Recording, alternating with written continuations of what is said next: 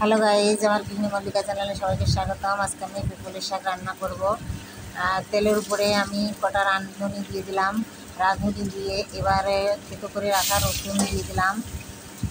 রসুনটা ভালো করে একটু নেড়ে চেড়ে তারপর আমি কেটে রাখা আলু দিয়ে দেবো।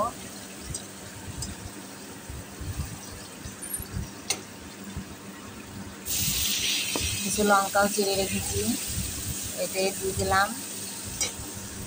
বন্ধুরা, এতে লঙ্কা বেশি দেওয়া লাগে না, কারণ পিপলির শাকটাতে এমনি একটু ঝাল ঝাল হয়, আর সামান্য পরিমাণ লঙ্কা দিলেই হয়ে যায়। আর মাছ থাকলে তো এর স্বাদই আলাদা। আজকে অবশ্য মাছ দিয়েই রান্না করব আমি। আমেরিকান রুই মাছ নিয়ে এসেছিল ছোটো ছোটো। আলুটা ভালো করে ভিজে নিয়ে তারপরে আমি পরিমাণ মতো জল দিয়ে দেবো। আর এই আলুটা যত সময় না গলবে তত সময় আমি ঢেকে রান্না করে নেব।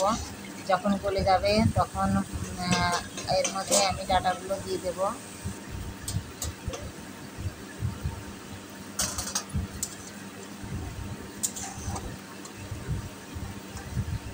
আলুগুলো গলে গেছে ফ্রেন্ডস, দেখতেই পাচ্ছ। এবার শাকগুলো আমি দিয়ে দিলাম, ভালো করে একটু ঝোলের সঙ্গে মিশিয়ে নেড়েচেড়ে মিশিয়ে তারপরে আমি ঢেকে দেব। মাছগুলোও একসঙ্গেই দিয়ে দেবো, কারণ আলুটা তো গলেই গেছে, তরকারিতে আমার বেশি টাইম লাগবে না।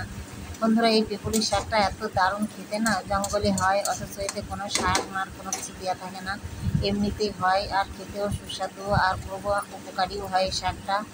তা তোমরা অবশ্যই বাড়িতে ট্রাই করো। আর কে কে এই শাক খেতে পছন্দ করো অবশ্যই লাইক কমেন্ট করে জানিও। আমার ভিডিও ভালো লাগলে অবশ্যই সাবস্ক্রাইব করে দিও। ভিডিওটা আর বেশি দূর নয়, রান্নাটা আমার হয়ে গেছে, একদম রেডি হয়ে গেছে। এবার আমি তরকারিটা ঢেলে নেব। বাস, আমার রেসিপিটা একদম রেডি। কেমন লাগলো অবশ্যই জানিও। বা